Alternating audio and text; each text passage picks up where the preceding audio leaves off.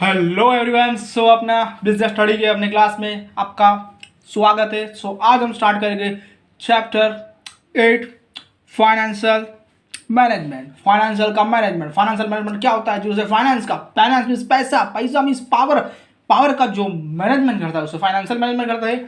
यहाँ पे हम एक बात याद रखेंगे, हम यहाँ पे रिवाइज कर रहे हैं, हम यहाँ पे कॉन्सेप्ट नहीं पढ़ रहे, हम यहाँ पे रिवाइज कर रहे हैं। रिवाइज हम एग्जाम के लिए कर रहे हैं क्योंकि हमारी एग्जाम आ रहे हैं, उसके लिए हम रिवाइज कर रहे हैं। तो आपको रिवाइज करना हो तभी ये देखना। फर्स्ट जो पहली बार पढ़ रहा है उसके लिए नहीं है, और इसमें आपको सिर्फ ऊपर अप्रॉक्सी मिलेगा, मसाला नहीं मिलेगा। तो आप जिसको ऐसे पता है ना कि हमारा एग्जाम चलता है, तो बिजनेस स्टडी का इतना हो जाता है कि पूरा सारा तुम चैप्टर पढ़ते हो, सब पढ़ते हो, लेकिन तुमको एग्जाम में क्या लिखना है, जैसे कि पॉइंट सारे तुमको ऐसा, जैसे कि कैरेक्टरिस्टिक बोलेंगे इसमें, तो तुमको अगर इसमें कैरेक्टरिस्टिक बोल गया तो तुमको पता चलना चाहिए कि इसमें कौन सा हमको डालना है। तो वो कौन सा डालना है मसाला, वो मैं आपको सिखाऊंगा। तो इसीलिए वही देखना लास्ट रिवीजन के लिए। ये बूस्टर एग्जाम, ये बूस्टर डोज कहता है ना, जो पता है अपने कोरोना आया था, बूस्टर डोज आया था, वो उसके लिए है। Characteristic means branch management, wide scope. Branch का होता है वो मैनेजमेंट करता है, वाइड स्कोप है।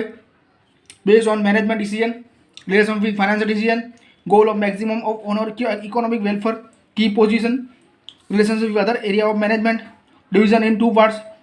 फाइनेंशियल मैनेजमेंट मीन्स मनी का मैनेजमेंट करना होता है। किसी भी ऑर्गेनाइजेशन में फाइनेंशियल मैनेजमेंट बहुत इंपॉर्टेंट है। किसी भी ऑर्गेनाइजेशन में फाइनेंशियल मैनेजमेंट बहुत इंपॉर्टेंट, क्यों?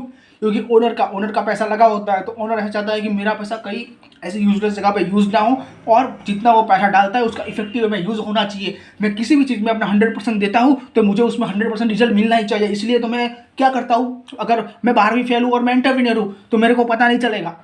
हालांकि मेरे को एक्सपीरियंस से पता चल सकता है, लेकिन मेरे को ऐसे पता नहीं चलता। तो मैं ऐसे बड़े बड़े टॉप IIMS IIT वाले को, MBA वाले को मैं हायर करता हूँ, CA को मैं हायर करता हूँ, क्योंकि वो मेरे को मेरी कंपनी की रियल पोजीशन की वैल्यू बता सके। तो इसलिए फाइनेंशियल मैनेजमेंट जरूरी है। और फाइनेंशियल मैनेजमेंट का रेशियो एनालिसिस आता है, जहाँ पे कैपिटल स्ट्रक्चर आता है, कैपिटल बजटिंग आता है, वो सारे से हमें अपना बिजनेस होता है पूरा, उसका हमें नॉलेज मिलता है। तो इसीलिए उसका कैरेक्टरिस्टिक है कि उसमें क्या होना चाहिए। मीन्स फाइनेंशियल मैनेजमेंट इसलिए कि आप किसी भी चीज़ को चलाते हो, किसी भी प्रॉफिट ऑर्गेनाइजेशन मीन्स किसी भी ऑर्गेनाइजेशन जो नॉन प्रॉफिट नहीं है, नॉन प्रॉफिट मीन्स जहाँ पे प्रॉफिट का नहीं है, सेक्शन 8 कंपनी होती है, लेकिन हम किसी भी प्रॉफिट ऑर्गेनाइजेशन चलाते हो तो उसके लिए हमको फाइनेंशियल मैनेजमेंट आना जरूरी है। जैसे कि ब्रांच मैनेजमेंट, ब्रांच का मैनेजमेंट करना है, वाइड स्कोप, बड़ा एरिया है। Based on management decision, management जो डिसीजन लेता है उसी से हमको करना चाहिए। Relationship with finance decision, owner का ही वेलफेयर होगा ना, उसका पैसा लगा है भाई, कुछ उल्टा सीधा होगा ना दिक्कत आ जाएगी। की position, relationship other area of management यार करना चाहिए। फाइनेंशियल मैनेजमेंट है तो तुमको प्रोडक्शन का देखना चाहिए, तुमको सेलिंग का देखना चाहिए कि हम फाइनेंसर की, जैसे कि प्रोडक्शन में कितना हमको आगे पैसा लगेगा, सेलिंग के लिए मेरे को किसको रखना है, सल्लू भाई को एडवर्टाइजमेंट के लिए लाना है, या शाहरुख भाई को लाना है, या तीनों को मिला के ऐड करवाना है। डिवीजन इन 2 पार्ट्स, यहाँ पे ऑब्जेक्टिव है। ये सब आप याद रखना कि कहाँ पे कौन सा डालना है, क्योंकि इसमें बहुत दिक्कत आएगी। आपको लगेगा कि साला ये फिर ऐसा होगा किसी और का, किसी और में किसी और सॉरी उसमें आप डाल दोगे तो आपको बेसिकली जनरली आपको मार्क्स नहीं मिलेगा। और BA बिजनेस स्टडी ऐसा सब जगह कि इसको ऐसा अपने पर्सपेक्टिव से पढ़ना कि मेरे को क्या उसमें, जैसे कि मैंने फाइनेंशियल मैनेजमेंट का आपको थोड़ा आइडिया दिया, तो आपको थोड़ा हिस्ट्री मैंने बताया थोड़ा इसमें भी, तो आपको थोड़ा पता चला कि कैसे होता है, ये सब रियलिस्टिक होता है। This is not bookish concept. Objective of maximum सही बात है कि अगर मैं अपना पैसा डालता हूँ तो मुझे चाहिए कि उससे मेरे को अच्छा रिटर्न मिले। आज आप कोई भी स्टडी, आप किसी भी कुछ भी स्टार्ट करते हो तो आपने कभी सोचा है कि अगर मेरे को यहाँ से मेरे को मुंबई जाना है तो मेरे को फ्लाइट में sorry objective of profit maximize means यहाँ पे हमारा प्रॉफिट का मैक्सिमाइजेशन होता है, क्योंकि यार अपना पैसा लगा है यार, वही एक ही लाइन आती है इसमें, एक ही पॉइंट बैठता है और उसमें सारा मिक्स किया गया कि जैसे मेरा प्रॉफिट बढ़ेगा, investor purchase share of company getting helping maximum dividend means वही है। अगर कंपनी का प्रॉफिट बढ़ेगा तो तुमने IPO लिया होगा, IPO का शेयर मार्केट में होता है, IPO इनिशियल पब्लिक ऑफर वो लिया होगा, तो उससे तुम्हारा जैसे कि तुम ग्रोथ करोगे। तो जैसे कि कंपनी में जैसा होता है कि बॉस ग्रोथ करता है या हमारी कंपनी ग्रोथ करती है तो उसका एम्प्लॉय का भी ग्रोथ होता है। तो वही बात है, this approach company get maximum profit. वही है, जो कंपनी का प्रॉफिट बढ़ता है तो सब कुछ, एक्सेप्ट ओनली प्रॉफिटेबल प्रोजेक्ट।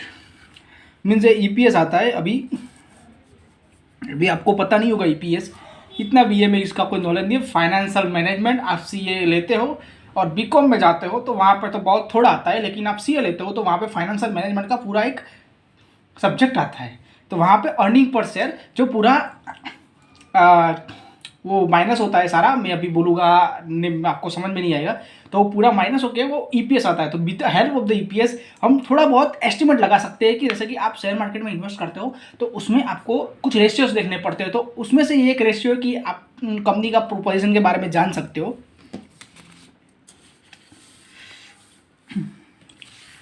अभी यहाँ पे उसका ऑब्जेक्टिव है, I will prepare notes for you, but I hope ये नोट्स सही है, लेकिन आप रिफ़र कर सकते हो किसी और आपके नोट से। यहाँ से आप रिवाइज करना बहुत बढ़िया रहेगा। ऑब्जेक्टिव ऑफ वेल्थ, अब प्रॉफिट और वेल्थ इट्स डिफरेंट। कर वन डे में करता हूँ, जैसे कि आज मैंने किया वो प्रॉफिट, लेकिन अगर वो प्रॉफिट का कॉम्बाइन करेंगे, combination, so it's called wealth. आज मुकेश अंबानी, जैसे कि मुकेश अंबानी हो गए, अपने अदानी जी हो गए, उनकी सब वेल्थ है ना। मीन्स थोड़ा थोड़ा तुम करोगे, मीन्स जैसे होता है ना, थोड़े थोड़े करके वहाँ पे हम चले जाते हैं। मीन्स थोड़े थोड़े, आई थिंक एक पोएट भी है, I don't remember the name, also known as NPV. अभी ये एनपीवी क्या आपके माइंड में सवाल आएगा कि ये एनपीवी, व्हाट इज एनपीवी? तो मीन्स नेट प्रेजेंट वैल्यू। तो ये दो प्रोजेक्ट लेते हैं, दो प्रोजेक्ट, जैसे कि प्रोजेक्ट है, प्रोजेक्ट भी, दो प्रोजेक्ट को कितने परसेंटेज हमको उसका मिल रहा है उससे कंपेयर करते हैं, तो प्रेजेंट वैल्यू से हमें कितना प्रॉफिट होगा या लॉस होगा उससे एनपीवी से हमें पता चलता है। सो बेसिकली ये कंपनी का कंपेरिजन होता है। Create a wealth for share holders, उसके लिए भी हमको वेल्थ क्रिएट करना है। फाइनेंशियल डिसीजन रिजल्टिंग, मैंने बोला ना कि उससे फाइनेंशियल डिसीजन लेते हैं, means NP means net present value, उससे हम डिसीजन लेते हैं। जैसे कि हमारा इनिशियल इन्वेस्टमेंट है प्रोजेक्ट में इतना है, तो अगर हमको एनपीवी इतना आता है नेट प्रेजेंट, तो हमको प्रॉफिट कितना होगा या लॉस होगा, इसके लिए हम कहते हैं। अब based on cash flow, cash flow क्या होता है? तो cash flow is investing activity, financing activity, operating activity. ये तीनों एक्टिविटी का एक रिपोर्ट तैयार करते हैं, जैसे कि कितना बढ़ रहा है, कितना, वो हम पास्ट जो होता है ना पास्ट ईयर का, उससे 2 ईयर्स का, जैसे कि सपोज मैंने कुछ लास्ट ईयर में इतना था तो इंक्रीजिंग, वो सारा हम देखते हैं। तो अभी आपको इतना ज़रूरत नहीं है, लेकिन आपको थोड़ा क्या, मैं आपको बेसिक अंडरस्टैंडिंग मीन्स थोड़ा डिटेल में ले जाऊँगा ना तो आपको याद रह जाएगा। ऐसा मैं बोल दूंगा बेस्ड ऑन कैश फ्लो, नहीं याद रहेगा, लेकिन थोड़ा उसके बारे में बोलूँगा तो आपको मे बी याद रह जाएगा। Net present value, present value of wealth minus investment required. मैंने बोला ना कि initial investment, importance of financial management करना जरूरी है। एस्टिमेट ऑफ फाइनेंशियल नीड, क्यों फाइनेंशियल नीड पता चलती है। जैसे कि मैं कोई प्लानिंग करता हूँ, जैसे कि कल, जैसे कि मैंने सोचा है कि मेरे को 2 साल के बाद कार लेनी है, तो मेरे को क्या 2 साल के बाद तुरंत मैं ले पाऊँगा? नहीं, मेरे को पैसे का प्लानिंग करना पड़ेगा भाई। कि सपोज मेरे को मर्सिडीज़ लेनी है ना, मर्सिडीज़ बेंज लेनी है मेरे को, कितनी 25-26 लाख की, आई don't remember the amount, but 25-26 lakh की आती होगी। तो 2 साल में मैं ऐसे 25-26 लाख कहाँ से लाऊंगा? वो मेरे को मैनेजमेंट करना, तो उसका फाइनेंशियल मीन्स यार कहाँ से पैसा लाएंगे, वो सब करना पड़ेगा। अक्वायरिंग फाइनेंशियल नीड, बस वही प्लानिंग करना पड़ेगा। अगर मर्सिडीज लानी है तो मेरे को प्लानिंग करना पड़ेगा और कुछ खर्चों में मेरे को कंट्रोल करना पड़ेगा, तभी मैं वो ला पाऊंगा ना। Distribution of finance, it's very important. Management of current asset means कितना असेट पड़ा है भाई। अगर मैं खुद घाटे में हूँ, अभी 25 लाख का मेरे पे लॉस चल रहा है और मैं ऐसे 2 साल के बाद सोचा हूँ कि मैं लाऊंगा, इट्स जैसे कि बोलना ना क्या मीन्स 25 लाख का मेरे पे लॉस है और मैं 25 लाख की कार लाने को सोच रहा हूँ। मैं पहले को वो मेरे को लॉस सेटअप करना पड़ेगा, देन मैं सोच सकता हूँ। Financial decision, raising credit of business means अगर मैं मेरा बिजनेस में क्रेडिट के बेस पे भी होता है, लेकिन वहाँ पे मैं क्रेडिट लिविंग पीरियड होता है, उस पर मैं उसको पेमेंट कर देता हूँ, पेमेंट कर देता हूँ, तो क्या मेरा क्रेडिट बढ़ेगा? तो मेरे को क्या मार्केट से पैसा लाने में बहुत दिक्कत नहीं आएगा, क्योंकि मेरा एक गुडविल क्रिएट हो गया होगा। देन ये हो गया। देन फाइनेंशियल देन ये it's very important type of capital structure. और ये ऐसा है ना कि इस पे फाइनेंशियल मैनेजमेंट में पूरा चैप्टर है, बट आपके यहाँ पे सिर्फ थियरी है, लेकिन एज वे में मैं समझाऊंगा कि आपको याद रह जाएगा। टाइप ऑफ कैपिटल स्ट्रक्चर, तो capital structure of equity share holder. Equity share is owner of the company, हमने ये माना है। आईपीओ होता है तो कौन कौन से होते हैं? एक तो इक्विटी शेयर होल्डर होते हैं, इक्विटी शेयर होते हैं, दूसरे प्रेफरेंस शेयर होते हैं, तीसरा डेप्ट होता है, फोर्थ मॉर्गेज, कुछ होता है ना मॉर्गेज डिवेंचर, फिर होता है जो मॉर्गेज नहीं होता है वो debenture, redeemable preference share, irredeemable preference shares, तो ऑल आर। बट लास्ट में जो रहते हैं ना वो इक्विटी शेयर होल्डर रहते हैं, तो we can say it's a real owners. Second है capital structure of preference share with equity share, means इसमें ऐसा क्यों है कि 5% इसका, 25% इसका, 30%, ऐसा कुछ रेशियो रहता है इसका। जैसे कि 10% होता है ना, 3% इसका, 7% इसका, ऐसे ऐसे इसमें पार्ट इसमें। Capital structure of debenture with equity share, इसका सम आता है, जैसे कि ईयर ले गया, वहाँ पे नंबर आ गया, जैसे सम आता है। Capital structure of preference share debenture with equity means तुम्हारी कंपनी होती है तो तुम्हें से क्या 100% शेयर इश्यू इक्विटी करोगे ना, थोड़े इक्विटी होते हैं, थोड़े प्रेफरेंस होते हैं, थोड़ा डेप्ट होता है। तुम्हारी कंपनी में ऐसा तू डेप्ट तो रखेगा ना भाई, लेना हो तब रखेगा भाई, ऐसा नहीं कि डेप्ट रखना ही पड़ता है, ऐसा नहीं है। यहाँ पर अकेले इक्विटी भी है ना। Factor of any capital structure means क्या है ये, तो चलिए देखते हैं। Internal factor, external factor. Internal means क्या होता है, अंदर के होते हैं, कुछ लोग बाहर के होते हैं। जैसे कि हमारी फैमिली में होता है ना, हमको कोई दिक्कत, हमको रिलेटिव भी दिक्कत देते हैं, और कुछ लोग होते हैं जो हमें रिलेटिव नहीं होते लेकिन वो भी हमें दिक्कत देते हैं। चलिए हम उनको देखते हैं आज। टाइप ऑफ बिजनेस, टाइप और साइज देखना बहुत ज़रूरी है जीवन में। हमारा बिजनेस क्या है, जैसे कि मेरे को बिजनेस में धंधे की ज़रूरत है 5 लाख रुपए की, और मैं बड़ी बड़ी बातें कर रहा हूँ, फेंक रहा हूँ, 25 लाख लेके आ रहा हूँ, 5 लाख बिजनेस, 20 लाख कहीं और उड़ा रहा हूँ। इट्स नॉट यार, जितनी ज़रूरत है ना उतना ही तुमको खर्च करना चाहिए भाई धंधे में। हाँ, एक्सपांसन करना हो तभी करना, एक्सपांसन करना हो और तुम पैसे पैसे लाओ तो it's different thing, but now तुमको तुम्हारा अभी बिजनेस ही रन करना है और उसके लिए तुम पैसे ला रहे हो, it's not good thing. Estimate of business income, हाँ भाई, profit loss at the end of the year हमें अकाउंट्सिंग करवाते हैं, अकाउंट्स के बाद रिव्यू होता है, तो रिव्यू में हमें वो हमारा अकाउंटेंट होता है, वो हमारा चार्ट अकाउंटेंट होता है, वो हमको पॉइंट लिख के देता है कि भाई तूने इस साल लोचा किया, वो कंपैरिजन करता है इस साल से लास्ट टाइम हमारा परफॉर्मेंस कैसा रहा, तो वो हमें रिमार्क देता है, तो हमें वो गौर करना चाहिए। Nature of requirement of assets, कौन सा असेट्स, जैसे कि मेरा धंधा है, जैसे कि मेरा धंधा प्रिंटिंग का है, तो प्रिंटिंग का मशीन आता है 30-35 लाख का मशीन आता है, तो मेरे को चाहिए, तो मेरे को लाना पड़ेगा, तभी मैं धंधा कर पाऊँगा, वरना मैं नहीं कर पाऊँगा। एटीट्यूड ऑफ डायरेक्टर्स यार वो मेन होते हैं और उनका एटीट्यूड पॉजिटिव होना चाहिए, क्योंकि कंपनी को हमें आगे ले जाना है यार, हमें अंबानी के साथ में बैठना है, तो हमारा एटीट्यूड कैसा होना, पॉजिटिव होना चाहिए कि किसी भी मुकाम पे हम चले जाए, या प्रॉफिट में चले जाए या लॉस में चले जाए, करके दिखाएंगे, आखिरी दम तक लड़ेंगे। फाइनेंशियल रिक्वायरमेंट, हाँ भाई पैसे कहाँ से लाएंगे वो सब भी जरूरत है। Duration of the capital requirement means हमको कैपिटल, जैसे कि डायरेक्टर सपोज सिंगल हो तो कुछ बात नहीं है, लेकिन जैसे कि राजू, मोनू, चिंटू ऐसे तो कितने परसेंटेज में हम कैपिटल लाएंगे वो सब भी हमें देखना पड़ेगा ना। फिर external factor, condition of boom decision in capital market, हाँ जैसे कि अभी शेयर मार्केट है, तो अभी अदानी जी ने को वो बबल था उनका फटा है, सो शेयर मार्केट पूरा हिल गया है, तो दिक्कत आ गई है, आई है ना दिक्कत, अभी सॉर्ट आउट होती है पता नहीं, लेकिन ऐसा होता है। तो मार्केट का कंडीशन देखना चाहिए कि अभी धंधे में, अभी मार्केट में व्यापार का चल रहा है कि नहीं चल रहा, वरना तुम कोरोना के टाइम पे अभी तुम कुछ ओपन करते हैं तो नहीं चलता, ऐसा ही सब देखना चाहिए। एक्सटर्नल फैक्टर मीन्स ये बिजनेस का एक्सटर्नल फैक्टर है कि अभी मेरे को क्या हमको पथ लेना चाहिए।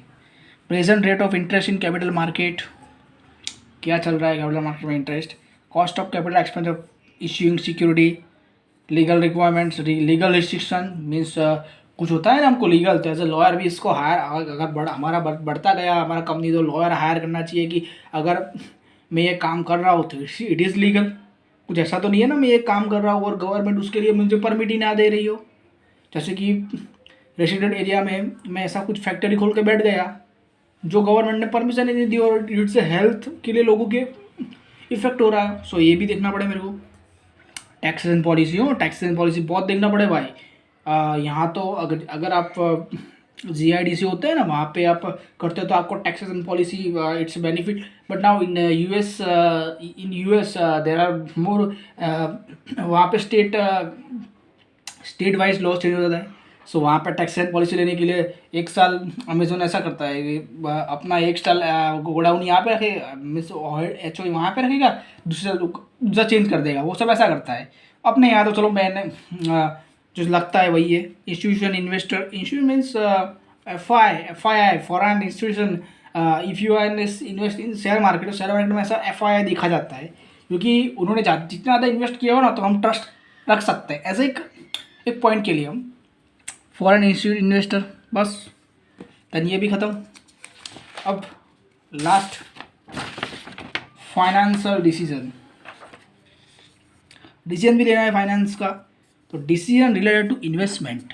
अभी ये पॉइंट है शेयर मार्केट का कि अगर मैं धंधे के पॉइंट व्यू से इससे अच्छा शेयर मार्केट पॉइंट समझाता हूँ कि अगर आपको शेयर मार्केट में इन्वेस्टमेंट करना है तो पहले आप स्टॉक देखोगे।